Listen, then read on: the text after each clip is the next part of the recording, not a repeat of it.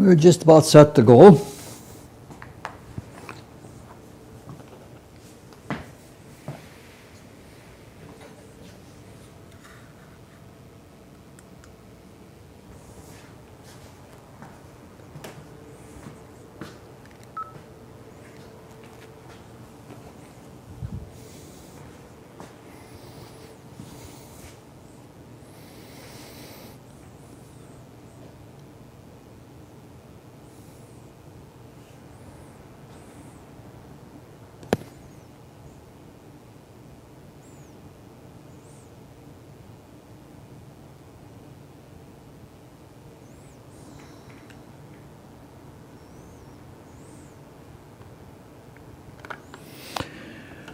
All right, this evening we're going to be doing something quite a bit different from what we have been doing. We're actually going to look at the horoscope. And it is the horoscope of a living person. So we will have to be very careful about what we say, because everything we say will redound on a person, on the person whose horoscope it is. That's the way it always is when we think about other people, especially if it is a focused or concentrated thinking that affects the individual that we're interacting with. Now, well, let's look at the horoscope.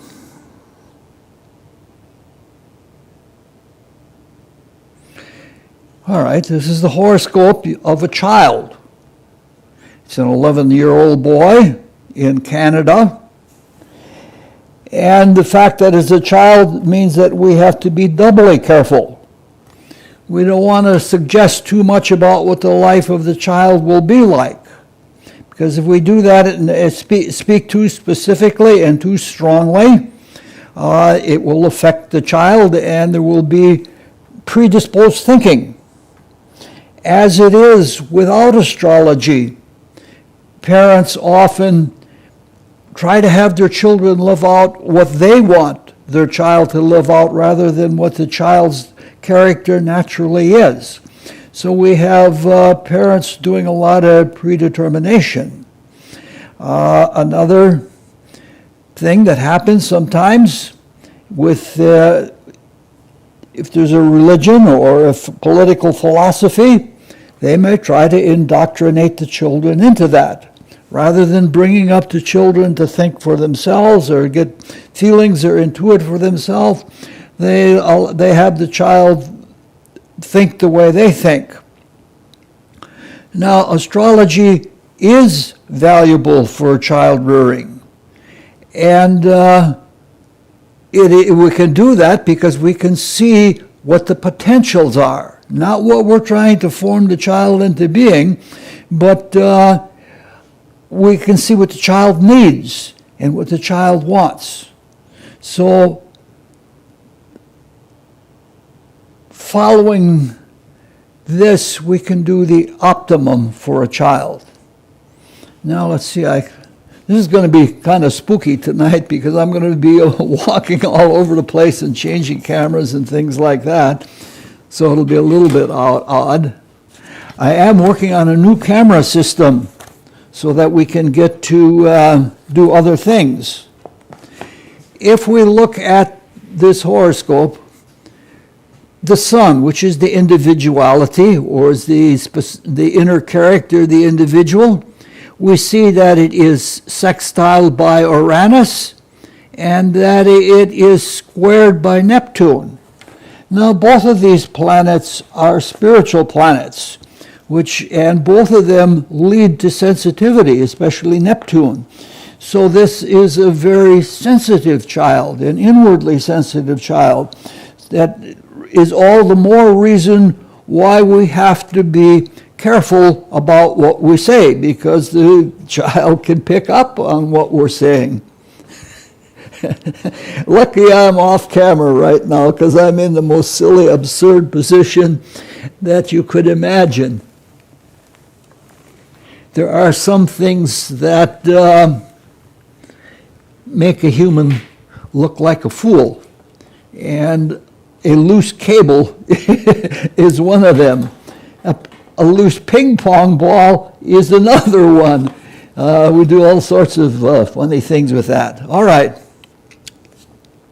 Now what we're going to try to do is we're going to try to apply everything that we have been studying.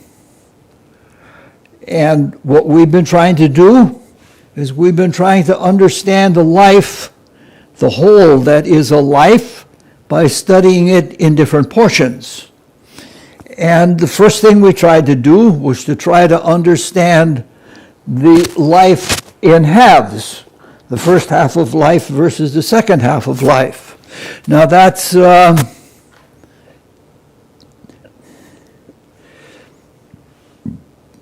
right. That's all right. Trying to catch things here. Now, so the first half of life is everything is improvement. Actually, the physical body reaches its prime at age 28, but a human being isn't in its prime until somewhere in the 40s, because even though the body is slightly in decadence, the spirit living in it has learned to gain control of it. After the midway point of life, the decadence takes over, and no matter how adept you are in controlling your body, it's going to go downhill to some extent. So what we're looking at here is general ability, not just pure physical ability, the ability to perform in life. So when we do this, we can say that basically the first half of life is more, how would you say it? Is more material.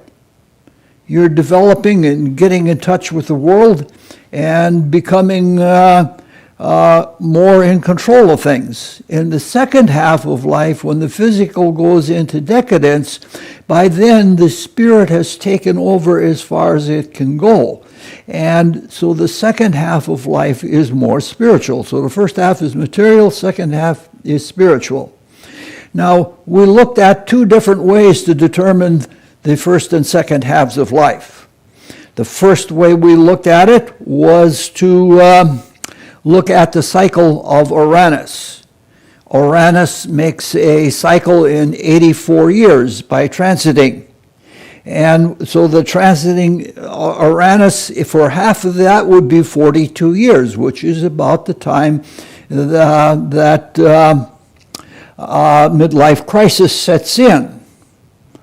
And the other thing, that other way we looked at the dividing the life in halves, was that Neptune, who moves half the speed of Uranus, in the course of a life, Neptune goes 180 degrees rather than 360 like Uranus does. So in the first half of life, Neptune comes to a square of its natal position, which might be significant in this because in the natal horoscope there is a square. Now, all right. Please bear with me. I can't bring everything off all real smoothly tonight. Eventually, we're going to have a really good documentation system, I hope. Now let's try to apply this to the horoscope that we have. Now I'm going to try walking over here and demonstrating this, carrying my notes at the same time. Now we can see, if we look at this, Uranus is here, and in the first half of life, it's going to make a sweep until it just about comes to where Saturn is. So this is the first half of life. And you can see then that in the first quarter of life, it passes over all of these planets. And since the conjunction is the strongest aspect, and in transit it is by far the strongest trigger of events, we can say that the first quarter of this life is going to be very, very important. Now, the planets that, there's a cluster of planets, Mars, Venus, and Mercury, are all in the fifth house. And the fifth house is the house of, education. Neptune is in the, Uranus is in the third house, and the third house is elementary education. So in that first quarter, there's going to, education is going to be much more important than it normally is in a life. Now, if we want to apply this to the life of the person, it means that in this period when Uranus is passing over these planets in the fifth house, the emphasis is on education, and there is an attitude that is a natural attitude that can benefit by proper education and proper upbringing by the parents. And that is an attitude of wonder. All children can be approached with a sense of wonder about the world, but this child especially, we're already past that age. We should have done this a few years ago. It would have been a big help for the parents of this child. But there's a sense of wonder and a sense of surprise and a sense of inquiry. So that is the that is what should be emphasized. Now, Neptune, in going through the first quarter, will also pass over all of these planets.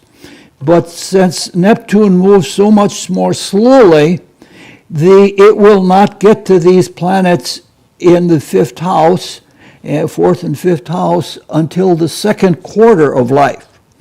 The first half of life is very important in this horoscope, but the second quarter is more Neptunian, and the first quarter is more Uranian. All right.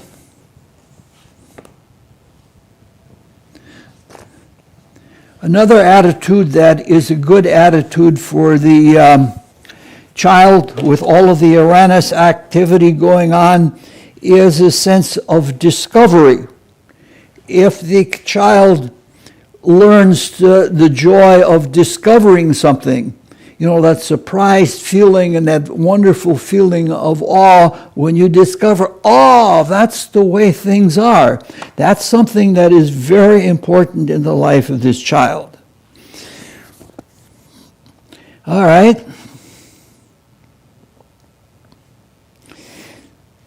The second half, the task of the second half of life is likely to be personalizing everything that has been gained in the first half. And by personalizing, let's try to look at that a little bit. The eastern half of the horoscope, that is where the ascendant is on, the eastern half of the horoscope is more personal. The western half is more oriented toward others or doing things with others. So in the second half of life, when Uranus is in the east, it'll be really important to take the information that was gained in the first half and to make it something that the child takes personal initiative about, that takes it into its own in its own hands. Neptune in the second half will be in the third quadrant, and Neptune will be forming aspects that are a little bit more trialsome. So it'll be squaring the planets that are in the first quadrant. So the second half of life will have more trials. And that's the spiritual half of life anyway. You sort of expect that when you have a spiritual life. All right. the midlife crisis in this horoscope is likely to be delayed a little bit. It's likely to be delayed because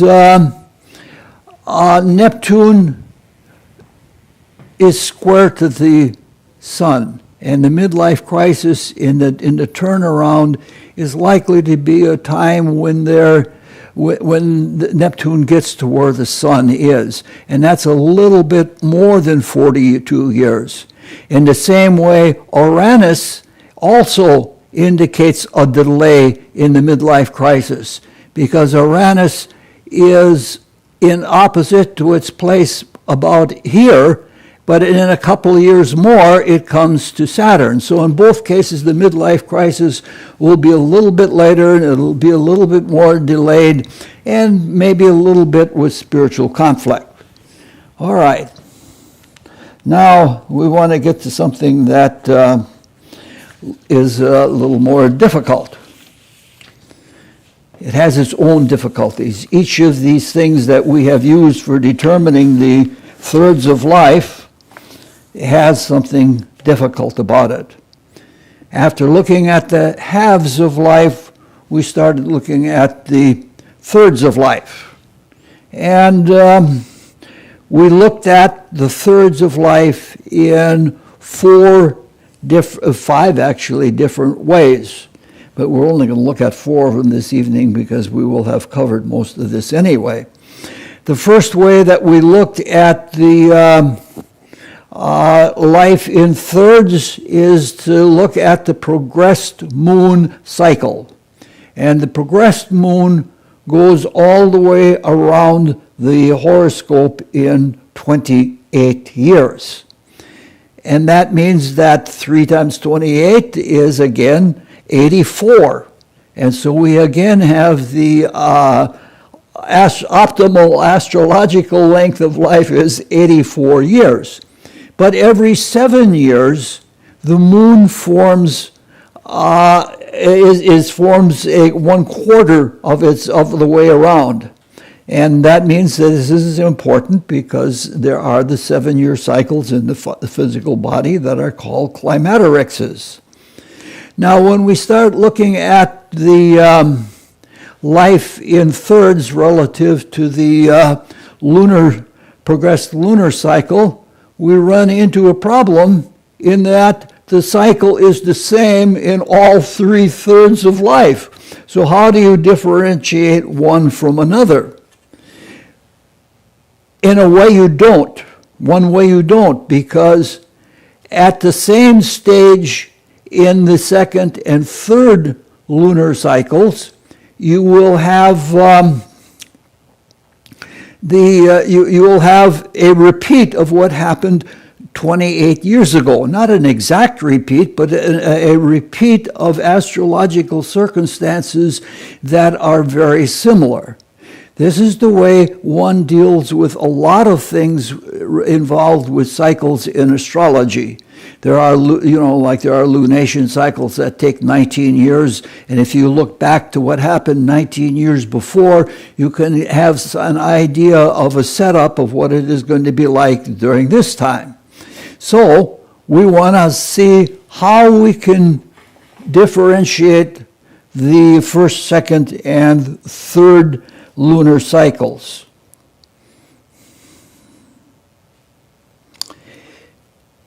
Now, we just already talked about how the 3 will parallel each other, but since we're looking at the work that the moon does in a horoscope, the moon rules water, and therefore it rules all things biological, because everything that lives must have water. And the moon especially has to do with biological developments. Now, when we talked about this in detail several months ago, we said that the progressed moon was in control of physiological changes in the body. It brought the changes about, and that's most important in the first third of life. In the first third of life, an individual is building the new body that they're going to be using for all of their life. And the way the body develops and the way it comes into its own is very important. If you undernourish a child will be shorter and it'll have bigger joints because the body didn't have the chance to develop as it should have developed because of the lack of nutrition. So, the first third of life is when the progressed lunar cycle is most important. The second third of life is the work that the moon does in the second third of life is it accomplishes things. In the horoscope, the sun, for example, indicates longer term periods. Specific event periods, yes, but overall longer periods. So you might say that progressions of the sun indicate an hour hand of when something is going to happen. But the moon represents the minute hand. The moon accomplishes things.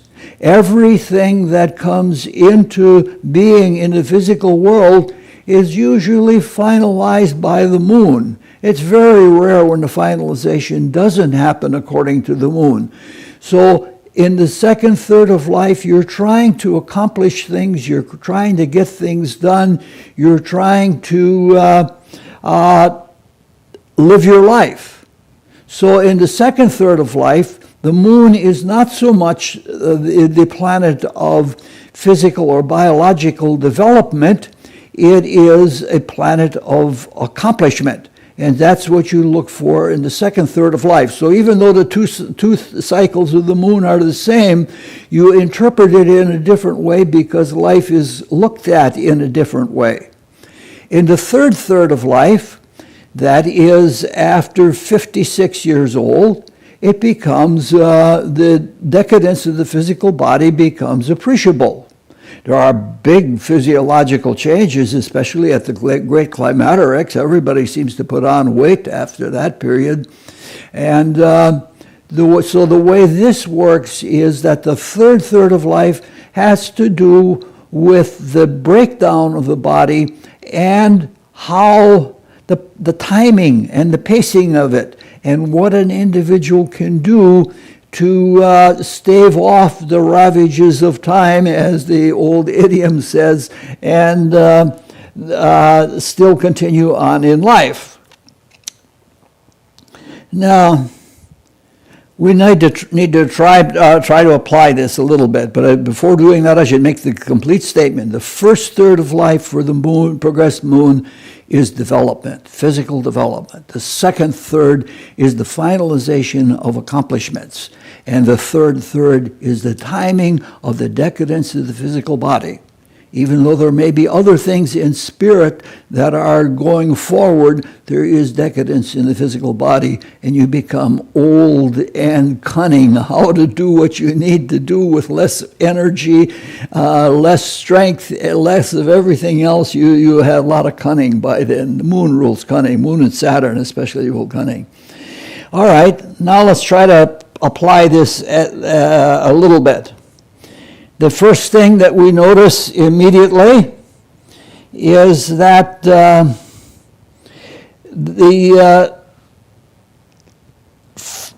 2/3 of the planets are aspected by the transiting moon in the first third. In the first 7 years of life, 2/3 of the planets are aspected by the moon. So this indicates there's going to be an eventful and important development, eventful first 7 years of life. I guess I can look at that right on the chart. This is the progressed moon, and in the first 7 years, it's going to go just about up to the sun. And in that time, 2/3 of all of the planets are aspected and brought into play. Now, there are events that are important childhood events. Sometimes you fall down and break a bone, or you make a friend that you're going to keep for the rest of your life. There are events that are important. In this chart, because of the fifth house, there are likely to be educational events. So we can say this much about each of the three thirds or each of the three progressed lunar cycles, is that in the early part of each of those three cycles, the most activity is present. In the third quarter of each cycle, the moon is going to be coming opposite of all of those planets. And that again is the problem of personalization, taking something that has been inculcated spiritually in childhood and adjusting it to meet with personal initiative. That's not saying it really clearly, but we said it earlier, so it will have to pass. So, in the in the third and fourth quarters, the moon is going to be roughly passing over the east half of the horoscope. And in that time, you have Saturn square Pluto. And Saturn is a planet that is dark, and Pluto is a planet that is dark. And that means that in the last two quarters of every lunar cycle, there is a tendency to darkness and depression and heaviness and things like that. And those are times that things have to be kept bright. Now, fortunately, you have the Uranus sextile the sun, which can be very scintillatingly bright, almost exaggerately bright. But you can see that is going to have to, what you have done in the early part of the cycle to develop the positive things, that has to be applied in the latter part of the cycle, then the third and fourth quarters of the cycle, in order to not be taken down by darker, heavy attitudes. All right.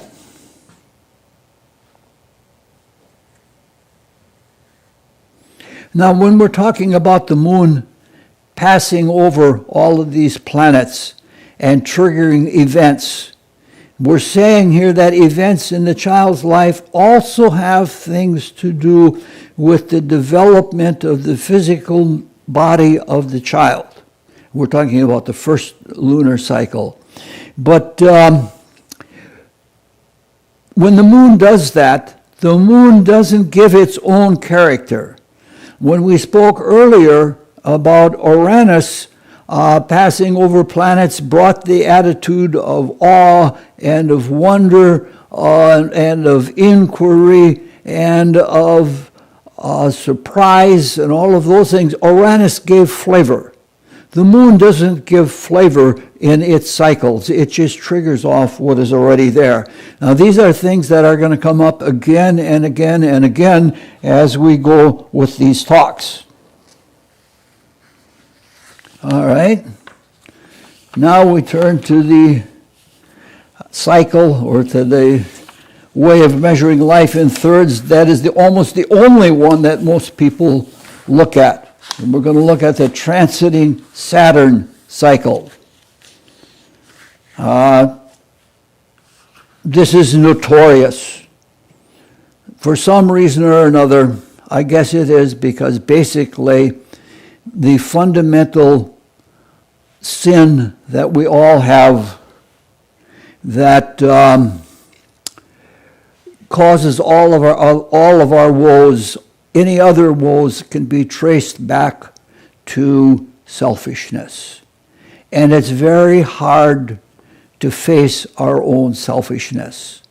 We have fears because we know that we're justly going to get retribution if we haven't corrected errors that we made in the past. And a lot of people are fearful and dreading justice, divine justice, which is theirs because they didn't change things along the way. So Saturn is the most universally hated planet of all. It's unfortunate that it is that way, because if you hate something and you try to do everything to shun it, you're not going to be able to get the most out of the experiences with that planet. So, we're going to look at the Saturn cycle and try to look at it in a more positive way. Now, Saturn goes a little bit slower than the progressed moon. The progressed moon takes 28 years, and Saturn takes 29 years and some number of days. So we're talking about it's a little bit slower. So the Saturn returns come around age 30, and you talk to young kids, that person is over 30, that's an old person. Young people dread turning 30. I don't know why, but for some reason they dread turning 30. And the second Saturn return is at just before age 60, 58 in some days.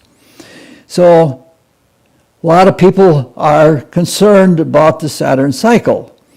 Now, looking at the Saturn cycle, we run into the same problem that we ran into with the moon. That is that each of the 3 Saturn cycles in life, that is if a person is lucky enough to live beyond 60, each of the 3 Saturn cycles follows the same pattern. Again, you can look at it analogously, but you have to, the analogy has to, or the parallelism has to be calibrated or analogized in the consciousness, but it can be done. So, how do we differentiate the 3/3 of life with regard to Saturn? Let's do it for the simplicity, so that we aren't trying to do way too many things all at one time. Let's just say that Saturn is the agency of destiny. We don't want to be fatalistic, but it's pretty hard to escape Saturn if we haven't learned the Saturn lesson, which many people have not learned. Not many people have done that. Saturn then becomes the indicator of destiny. So destiny in the first Saturn cycle is not something you can do much about. Because in the first place, all of your faculties are not developed until the very end of the first Saturn cycle. This means that the destiny in the first third of life, in the first Saturn cycle, is usually things that can't be changed. They are things that we must experience, and we must experience them while we are developing. Developing the immune system is one of those things that happens in the early part of life. Little children get every kind of illness that you can think of, and then they develop their immune system through that. And those are destiny things, those illnesses, whether it's whooping cough or mumps or measles or things like that. Those are destined things, and the meaning of them, you're not going to figure that out like in the same way that you figure it out if you just lost a friend because of your selfishness. You can figure out that you were selfish and how that all came about. But the reason why a child gets mumps is something that you're not going to figure out right away. The spirit within knows it, and the spirit within will eventually reap the experience, or reap the wisdom or the soul material out of that experience. Now, in the second third, that is the second Saturn cycle from approximately 30 to 60, speaking very roughly.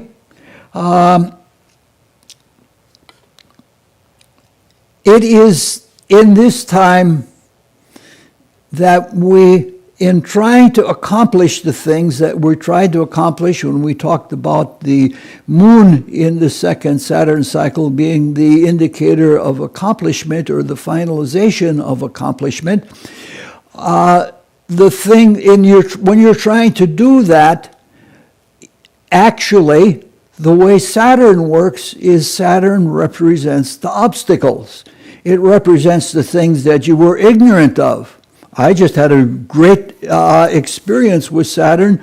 I realized that I cost myself thousands of dollars by being ignorant of what I could have claimed on my income tax. And so, I can't blame the Internal Revenue Service for my ignorance. These are the way things like that work. So there are things that come up that if we're trying to accomplish something, we're trying to build a business, or we're trying to write a book or something like that, and then we run into obstacles along the way. And as we run into obstacles along the way, Saturn presents them to us according to our destiny. What it's doing is pointing out our blind spots. So this second Saturn cycle is more like a pay-as-you-go kind of destiny that's involved. Something is disclosed to you, or you get a fairly immediate feedback from what you've done. In the third Saturn cycle, Saturn rules age. And therefore, in the same way that the moon was strongest in the first lunar cycle in development, Saturn is the strongest in the third Saturn cycle, because in age we have the wisdom that we can look deeper, and we take on things in order to understand life or do what we need to do in life, and those are things that come ripe in the latter part of life. And there are things that we can get away with, but we can only get away with so long. And in the third Saturn cycle, you're beyond being able to get away with something. And there's the old statement that goes, the sins of youth are visited on the aged. And that's what the third Saturn cycle is like. And that's where Saturn is the strongest. Now, I'm going to have to be awkward again and lose my place all over again. Let's look at this in the horoscope.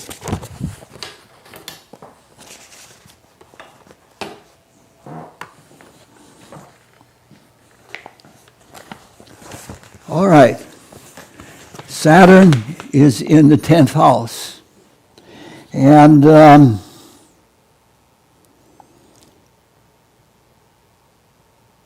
in this horoscope, the first and third quarters are going to be most eventful, because this is when the Saturn cycle is coming opposite to these planets at the same time that the Uranus is coming to the conjunction of them. So we have something here that the moon is coming to these. Moon and Uranus are coming to these. I'm trying to say too many things at one time. I have several thoughts active at the same time. So Saturn is coming opposite to all of these planets, and it's putting obstacles. Now that isn't necessarily a bad thing, because obstacles are what is necessary for you to really learn something. Otherwise, you'll think it's just like your thoughts in your mind. Oh, I figure I can make a perpetual motion machine, and I set it spinning in my consciousness, and it spins. But there's no friction in your mind. And so what Saturn does, it offers the friction. There's the rub, as Hamlet says, and in that opposition, it brings the focus more keenly on those wonder years of Uranus transiting these same planets.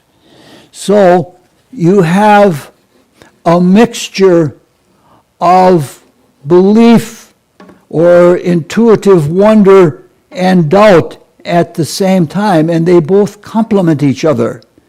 Because if you make a discovery, you also recognize ignorance in other things in your life. And that's kind of what this the first part of the first Saturn cycle is like. It's the first part of every one of the Saturn cycles. All right. Well, this isn't too crazy, but all right.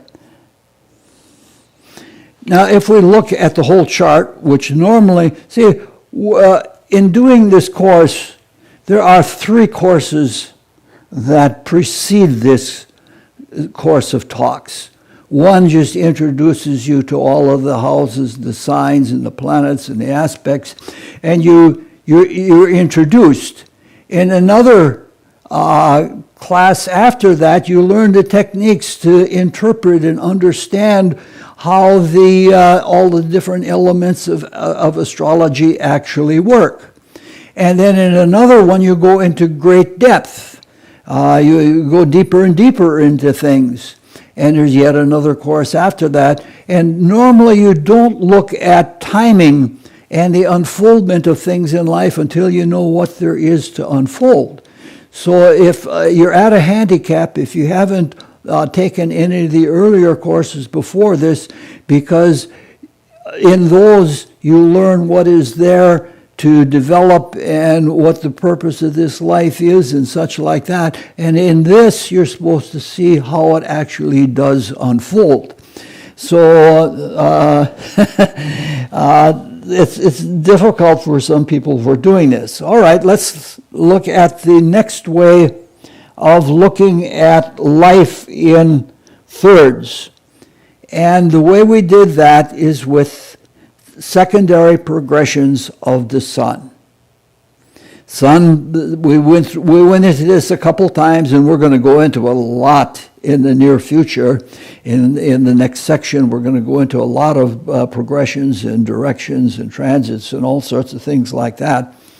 But the sun moves 1 degree every day.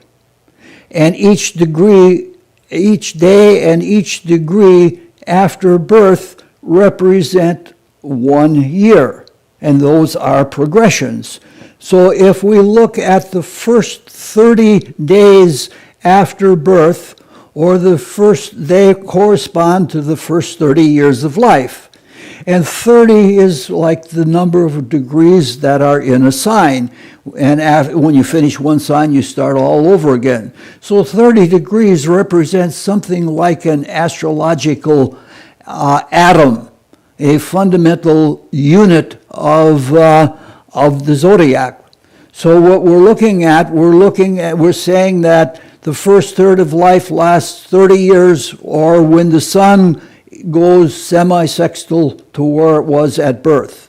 And then in the next 30 years, at 60, the sun is sextile to its position at birth.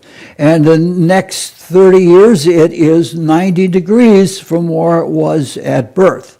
So we're saying that the thirds of life, this is a way of looking at the thirds of life by looking at the progressions of the sun. But we're not just looking through a space, we're looking at the progressed aspects that the sun makes.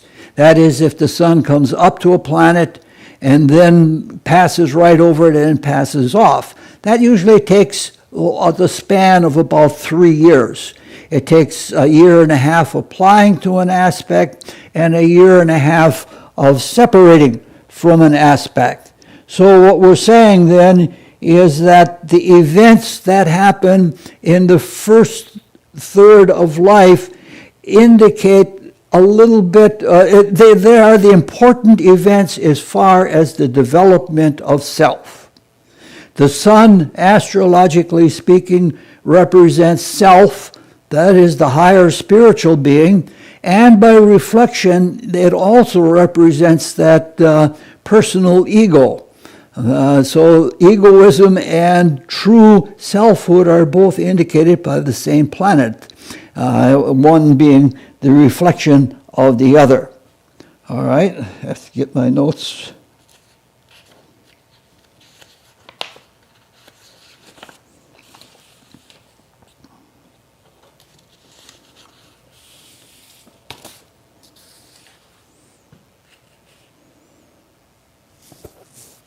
So we're looking at the thirds of life in terms of identity. And there are different ways of looking at like the thirds of life again. The first third of life, the solar events in that first third of life, whether they be progressions or usually progressions, indicate the development of self-identity. The second third is about the expression of identity. And the third third is a retirement into identity. In the first third, you're always looking forward, and you're building your database, so to speak, of what you are going to use to act on life. In the second third of life, you act on life. And then you have the result of all of the experiences, and you can see what you have done both in development and in doing in life. When you look back in that third, you retreat into yourself, and you see yourself in all of those stages, and there's a lot of spiritual awareness. Older people that are in that third solar cycle are much more aware of themselves, at least if they didn't ruin their body and get senile dementia or something like that. All right, so in the first third of life, the sun progresses from 2 degrees of Gemini to 2 degrees of Cancer. That is to say, here's the sun at birth. It progresses from 2 degrees of Gemini to up somewhere here, 2 degrees in Cancer. And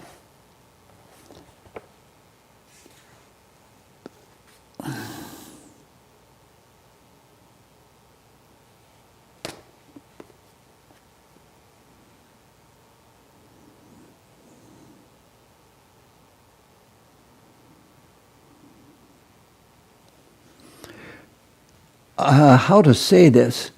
The sun does not produce many events. About the only event that it makes is at the very end. It forms at the very beginning. It forms a square to Neptune. So what we're saying is that in that first third of life, the self. This is not a self-centered life in that first third. It has all of the experiences of awe and wonder and becoming an intellectual being, becoming a being of emotions and feelings, but it isn't really self-consciousness. Now, in the second third of life, the sun goes from 2 degrees of Cancer to 2 degrees of Leo. And when it does that, it sextiles all of the planets that are in this stellium, which means that the education has become ripe, and it is applied. It is used by what the individual is trying to accomplish in life. In the third, from 2 degrees of Leo to 2 degrees of Virgo, it's going to square all of the same planets. And it's going to struggle with the things that it had learned and developed in the other parts of life, the other 2/3. Now, there are differences in aspects. Just as we said, in the first third, the sun formed almost no aspects at all. It was aspected, let's see, I'm going to make a factual statement here.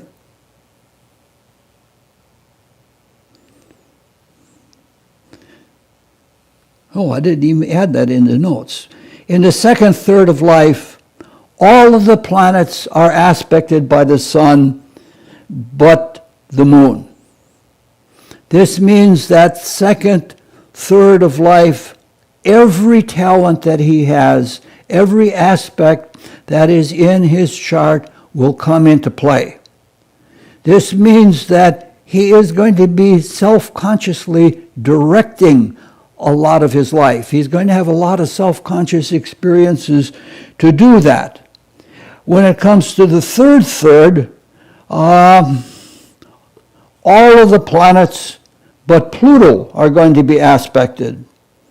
The sun will be sextile to Mars, Venus, and Mercury, trying to Uranus, Jupiter, and the sun, and it'll be square Saturn, and it'll be opposite the moon and Pluto. So we can see that this third is the most busy part of it all. Now, let's see what we can conclude from this overall. That he has many opportunities for self-expression. Not so many opportunities for self-development in the first third of life. And that most of the activities and events and high action periods are in the second and third thirds of life. And if we look at all of the aspects as they are triggered off by the sun, most of them are positive aspects, which means that the identity or the way he looks at himself will be a clear and positive thing, because those are the kinds of experiences that he has had with regard to self-development and self-expression. Everything that takes place in his life takes place in the third quadrant. The third quadrant is everything from the descendant to the midheaven. So that's the third quadrant. That's considered the cultural quadrant. It rules the fine arts, and it rules shared responsibilities, it rules religion and philosophy. All of those are primarily cultural things. So the opportunities in this life are especially cultural. And because most of the things are positive, he's likely to be positive. All right, now we come to something that's very hard. I almost consider this kind of class a suicide class, because you try to do too many things.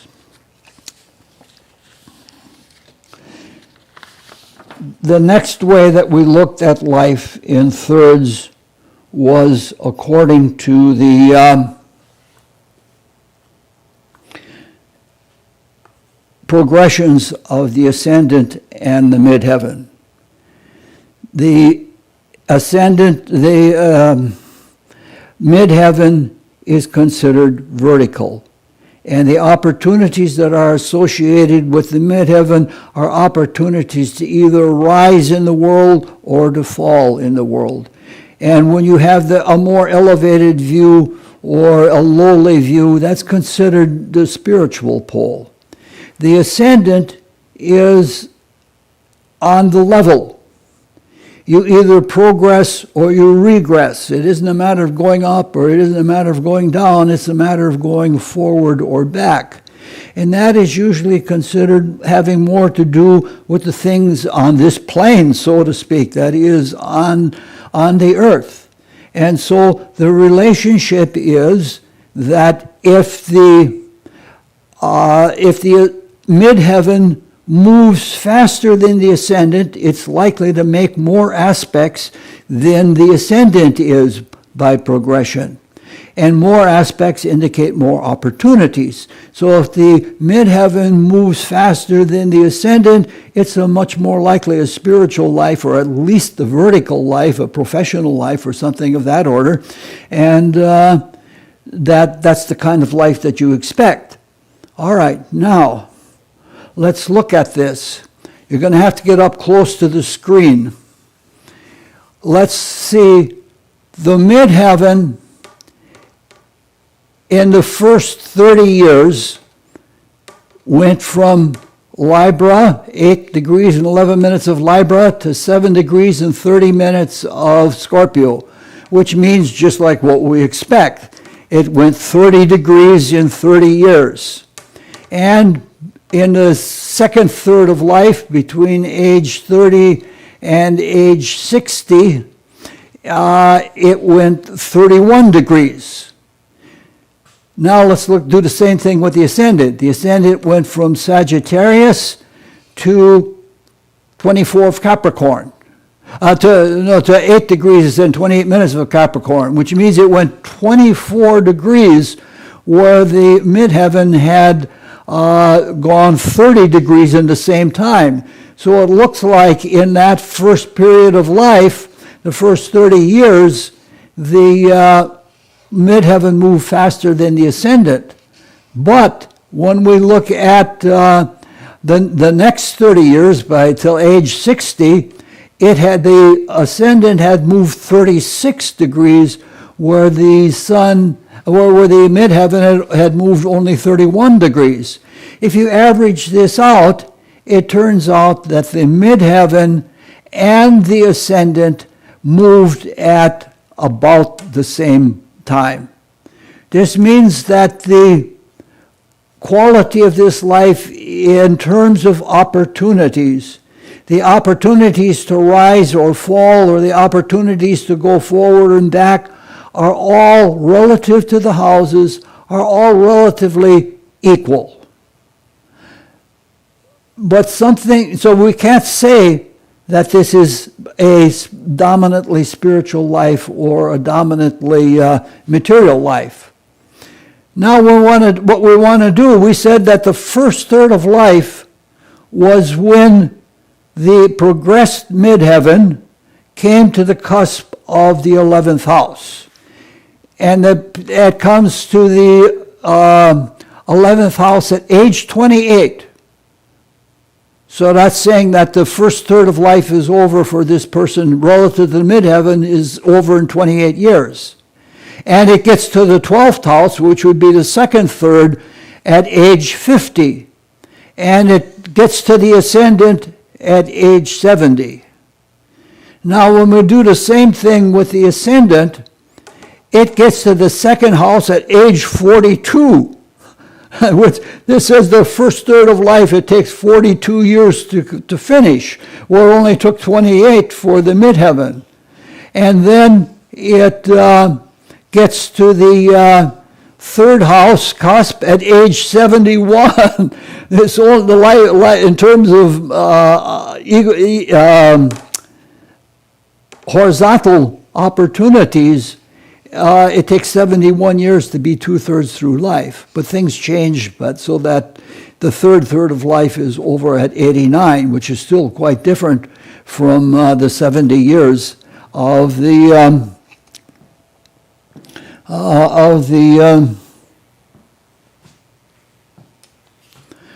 Now we want to look at why is this. So we're looking at two different things. We're saying that the opportunities come just as fast with the midheaven and the ascendant over the course of life. That is based on the speed that the midheaven is moving and the speed that the ascendant is moving. But if we look here, the 10th, the 11th, and the 12th houses are very small. whereas the second house is extremely large. It has an interception in it, so it's over 30 degrees. So we're saying that even though there are as many opportunities in time for the midheaven or the ascendant, the field of opportunities available to the midheaven is much smaller than the field of opportunities available to the ascendant.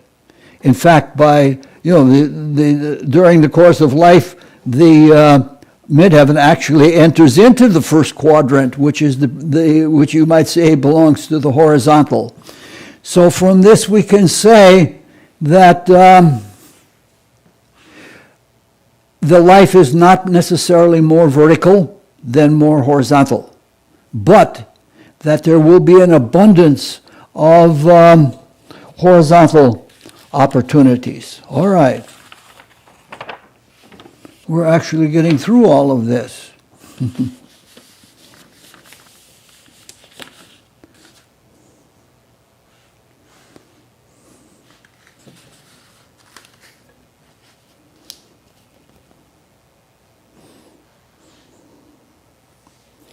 Now, when we talk about progression of angles, we're going to be doing a lot of that. I'm thinking my friend Rick is going to be offering some talks on progressing angles, because what we're doing here is very rough. We're getting broad approximations. There are people who work with the progressed angles, and they're progressing all of the cusps that get things right down to the second. They know the second of birth. And they can actually, from events, they can work backward and get the time of birth more accurately than what is on the birth certificate. What I find is what is on the birth certificate is always late. Before the nurse or the doctor has had a chance to look at the watch, several minutes have gone by. So when you look at a lot of horoscopes and you're trying to do real precision work, you may want to look a little earlier than what the birth time says, because that's when the actual first breath occurred, and the recording of the birth comes maybe 3-4 minutes later. That's the way things happen in the world. I could relate a story about all of this, but we are already overstayed. All right.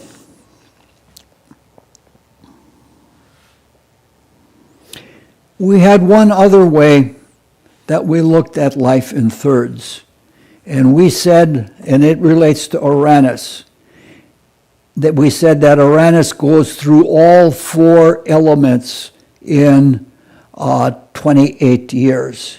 And by looking at thirds of the zodiac passed through by Uranus, we could get an understanding of the thirds by looking at the 4 element swaths that Uranus makes.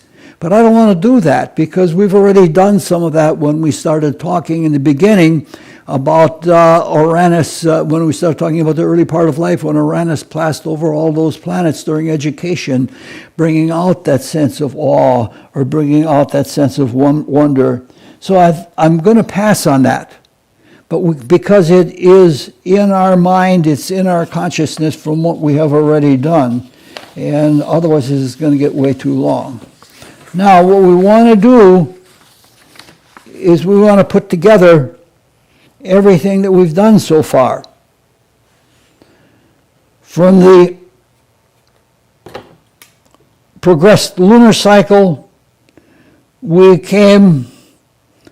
said that in the first quarter in the first cycle, in the first quarter, the moon was extremely active.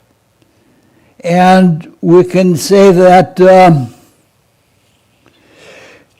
the first thirds of any repetitive cycle are more active, because we've seen all of that. So what we can say is that the first third of life is more important than usual compared to any life. Then we looked at the Saturn cycle, and we said that it's usually more important in the third. It's not having so much to do with development. And the things that happen with Saturn in the first third of life are things we can't do much about. They're done. They're set already. So next we look at the progressed Sun, and we said that it has to do with individuation. And finally we have looked at opportunities. Now, from the progression of the primary angles, we learned that he has nearly equal speed of midheaven and ascendant, and so that the opportunities come at the same rate. All right, I'm going to skip some of this because we're too late. Now, let's try to put together what we have accomplished or what we have done looking all together so far this evening. We have said that the developments of the first third of life according to the moon are that they are spiritually inclined, and that a sense of awe and wonder and inquiry and discovery and all of those things and sensitivity to what is behind all of the events of life dominate the first third of life. When we looked at it relative to Saturn, we saw that questions developed at the same time, and there seems to be almost like some kind of a conservation of soul, in that the awe and wonder on one side is met on the other side by a little bit of gloom and doom. This happens if you become too bright in one way. This calls up something in the soul to compensate for that. You might even say that this is a spiritual life that is trying to overcome, and that is trying to take on and to challenge the darkness. What we learned from the progressed Sun is that the latter two-thirds of life are the most important in terms of applying everything that is available to him. And they are applied in cultural things, and they are applied mostly positively, and every one of the planets gets involved with the progressed Sun. You don't find that often, that within two-thirds of life every planet gets activated at least once, and that most of the activation. So this is a person who in mature life, that is in the middle of life and toward the end of life, this is a person who is going to have a very active and a very productive life, and a lot of self-consciousness is going to come this way. Now you can say that's in the natal chart because the Sun is square Neptune, and there's a spiritual sensitivity, and he's trying in that square to know himself and come to know himself clearly. And the way the horoscope is set up, he's going to get a lot of opportunities to do that, and he's likely to be quite successful. And the progressions of the angles from that, we learn that he has as many spiritual opportunities as he does material, but he can never run out of opportunities of a material nature. If he gets involved with something material, he can go on and on and on with it, whereas he has brief windows of time that the opportunities that are more vertically oriented.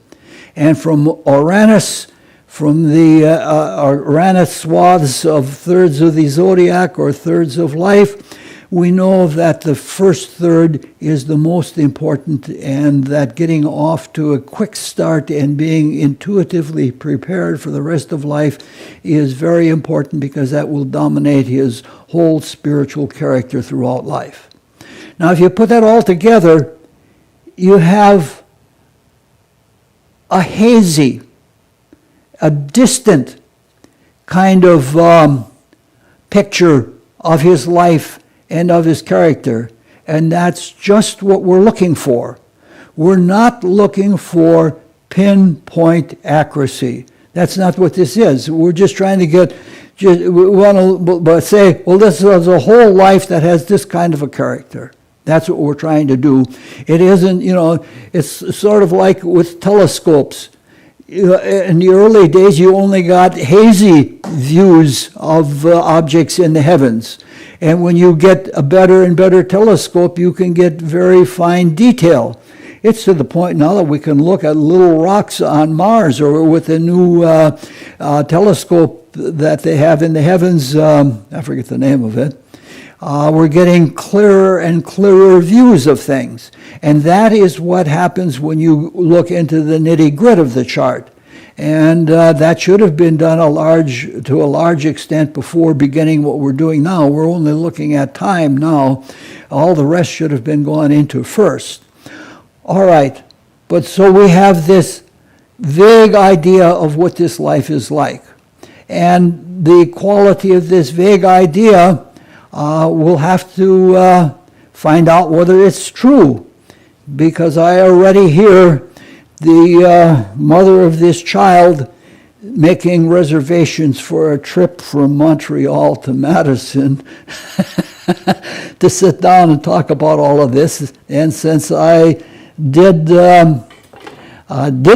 I guess I'm responsible for doing something very clear about this. All right, we have one more thing to look at. It's going to be a long night. It's already 70 minutes.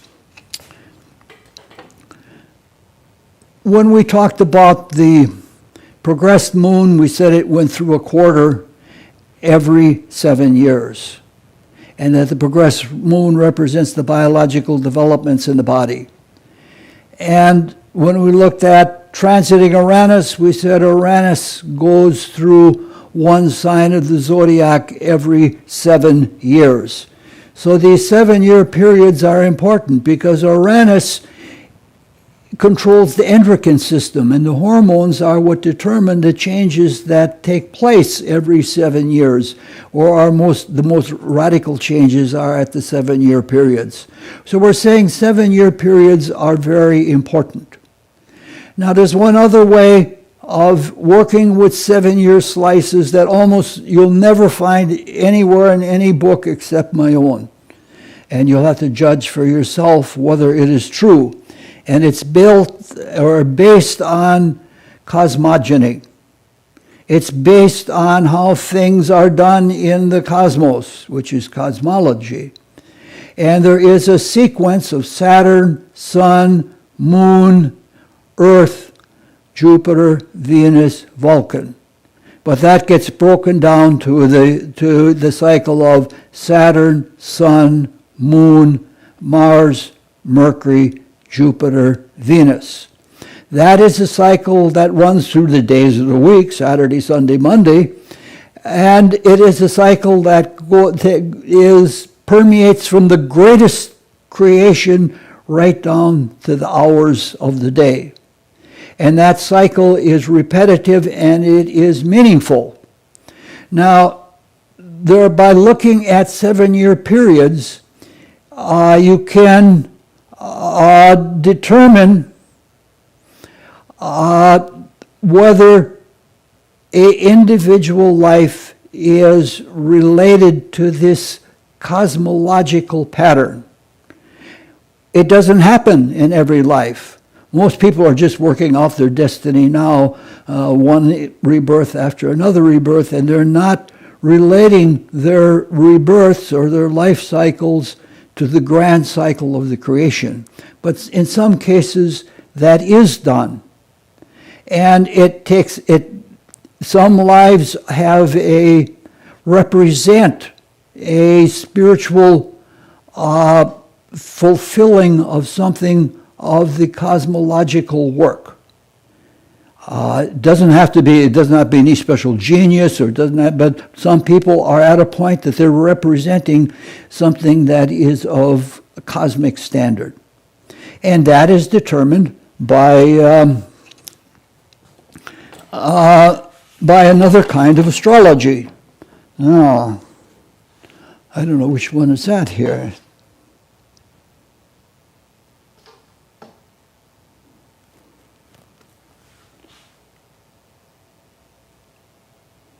Yes. I have to make sure on this. No. No. No.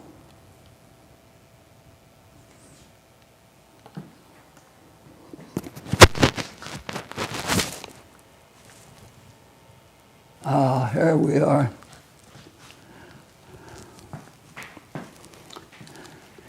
This is part of that cycle, and it is only for the first 28 years. So this is Saturn, Sun, Moon, Mars. And then this is the subcycle: Saturn, Sun, Moon, Mars, Mercury, Jupiter, Venus.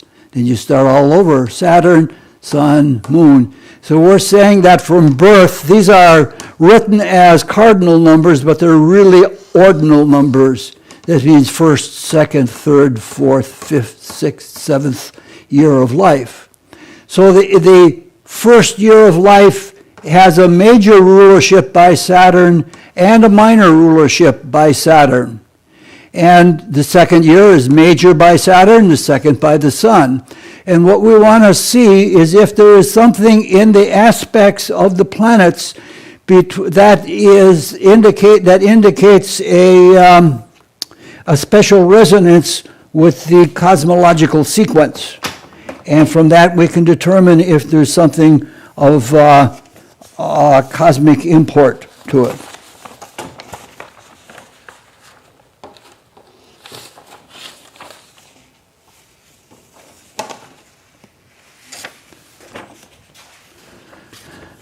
When we look at Saturn, Saturn does not form any aspects with Sun, Moon, Mars, Mercury, Jupiter. So the first 7 years has nothing of a nature. Then we look at the Sun. Does the Sun aspect Saturn, Moon, Mars, Mercury, Jupiter, Venus? No. When we look at the Moon, we see that the Moon does aspect Jupiter. So that in his 19th year of life, when he's approaching 20, there will be something that indicates I can get into real technical things here, that indicates his ability to be involved or to trigger an awareness of life spirit in his inner spiritual being. I don't want to go into that. I'd have to take a whole lot of time, and I'd have to be very careful about it. I'm just trying to give you a physical example so that you can do the studying. So when we look at the fourth period, does Mars aspect? It aspects Mars, it aspects Mercury, and it aspects Venus. Mars aspects Mars in the age between 24 and 25. And that, in a cosmological sense, is the age of the universe right now. And if something important is going to happen as far as spiritual awakening, it would have something to do with that time. In fact, it did in my chart also, because that was a time between age 24 and 25 that I had a small mystical awakening. All right, this is something, if you have nothing to do with your life and you have all kinds of time to do nothing in, this is something you may want to study.